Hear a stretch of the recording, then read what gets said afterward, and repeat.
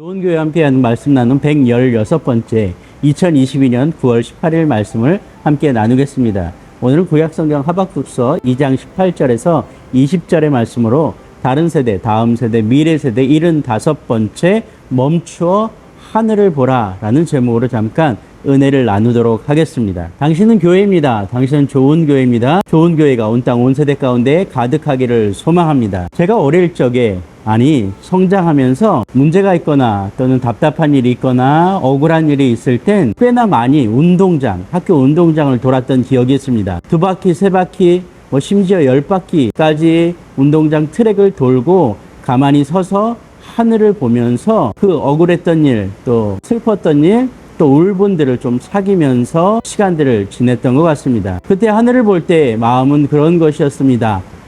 하나님께서 오늘 나에게 무슨 이야기를 하고 계시는 걸까라는 그런 마음이었던 거죠. 오늘 하박국 선지자를 통해서 유대 민족에게, 이스라엘 백성에게 하시고 싶은 위로가 바로 그런 것 아닐까라는 생각을 해봅니다. 하박국이라는 그 이름 자체가 껴안다, 포옹하다라는 뜻을 가지고 있다고 합니다. 히브리 성경에서 기록되어 있는 이 하박국이라는 이 단어를 하나님의 마음으로 표현하자면 오늘 고난당하고 슬퍼하며 아파하는, 그리고 심지어 세상에서 악인이 잘되고 의인이 고통받는 이러한 시대를 향하여 하나님이 얼마나 따뜻하게 위로의 마음으로 안아주고 계시는가라는 그 상징적인 이미지로 오늘 우리는 하박국서를 읽어낼 수 있을 것 같습니다. 하박국서에서 그래서 표현되어 있는 가장 중요한 구절은 그것입니다. 의인은 그의 믿음으로 말미암아 살리라 라는 2장 4절의 말씀입니다. 이 말씀은 사도 바울이 이 말씀에 근거하여 하나님의 구원 원리를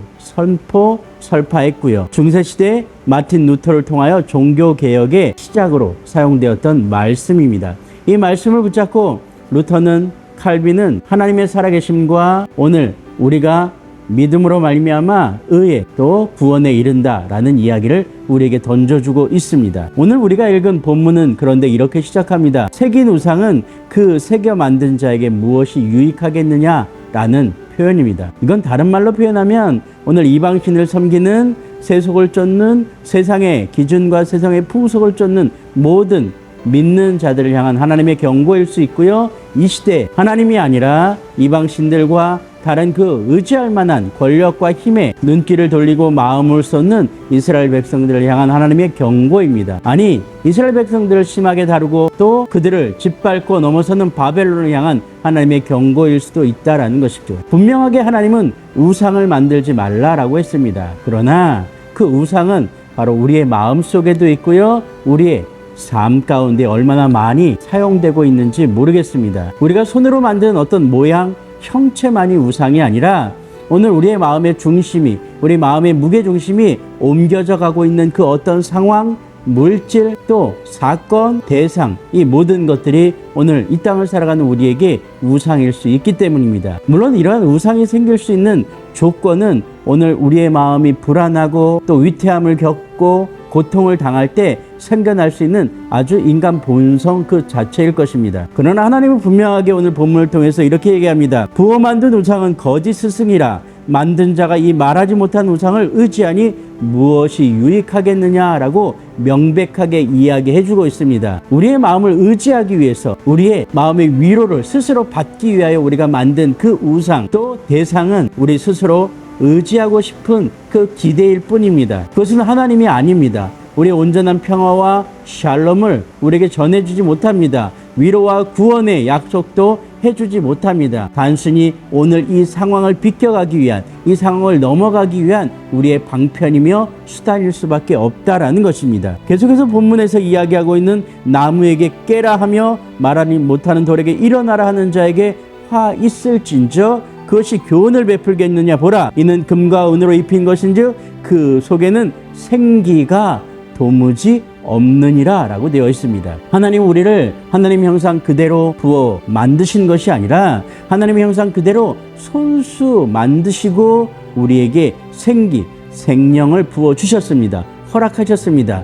오늘 우리 안에 우리가 주님을 고백함으로 말미암아 주님을 고백할 수 있는 그 은혜 가운데 은혜를 입어 주님을 고백하는 순간 우리에게 성령의 약속을 허락받은 우리에게 성령이 임하신다면 오늘 우리를 통하여 하나님은 말씀하시고 싶으신 것입니다. 우리를 통하여 하나님의 일을 하시고 싶으신 것이고요. 그 생명을 부어진 우리에게 하나님의 위로를 덧입혀 주고 싶으신 것입니다. 그렇습니다. 오늘 지금 우리에게 문제가 있습니까? 어려움이 있습니까? 고통이 있습니까? 아니, 우리의 답답함으로 말미암아 무엇인가 의지하고 싶은 것들이 생겨나는 그런 마음의 작은 불씨들이 일어나고 있습니까? 그렇다면 지금 멈추십시오. 지금 이 자리에 당당하게 버티고 서서 오늘 우리를 이곳에 보내신, 이곳에서 우리의 삶을 살아내기를 원하시는 하나님을 만나기를 원합니다. 하나님을 향해 고개를 들고 하나님께 외쳐 고백하기를 원합니다. 나의 주인은, 우리의 통치자는 바로 하나님이십니다.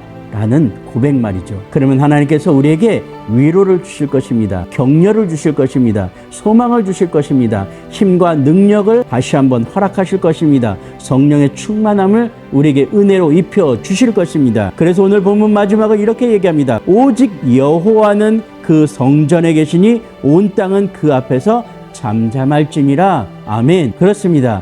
오늘 하나님의 성전에, 아니 하나님의 성전이라고 이야기하는 우리에게, 우리의 삶 가운데, 우리의 온 생명 가운데 하나님께서 임재하시고 오늘 우리의 삶의 현장 곳곳에서 하나님의 역사를 통하여 우리를 위로하시고 이끌고 가실 것입니다. 앞으로 나아가는 것으로 세속의 풍조에 이끌려 밀려 동요되어 나아가는 그러한 수동적인 흘러감이 아니라 오늘 능동적인 모습으로 하나님 앞에 고백하며 당당히 버티어 서서 하나님만을 바랄 수 있는 우리 귀한 좋은 교회 동역자들 되기를 주의 이름으로 축복합니다. 하나님께서 분명하게 우리를 통하여 하나님의 위로와 하나님의 사랑과 하나님의 구원을 선포하실 것이며 우리를 통하여 하나님의 일을 이루시기를 원하시는 저와 여러분 되기를 주의 이름으로 축복합니다.